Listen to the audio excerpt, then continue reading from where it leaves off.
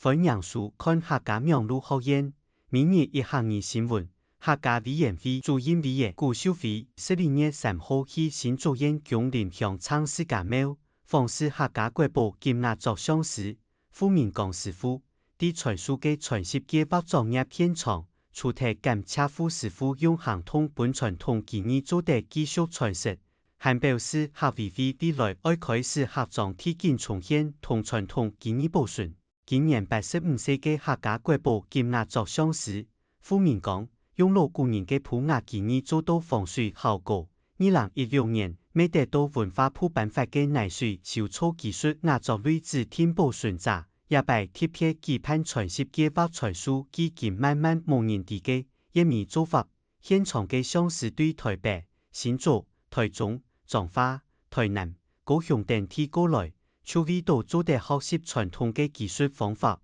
客委会雇主李讲道，看到傅明光师傅喺度传承技艺，还期待替一线同后生人向下打拼，本人知道当感通。客委会未来会希望将相时嘅技艺继续传承，本单将客庄有嘅建筑技艺继续传承下去，每本还较多嘅老屋做地用正统嘅技艺修复。以上替客家苗路考验嘅报道，接下來愛教大家見本日嘅明日一行二，就是技藝，傳統技藝愛好好保存，傳統技藝愛好好保存，唔好為盲啊，下一拜爭來了。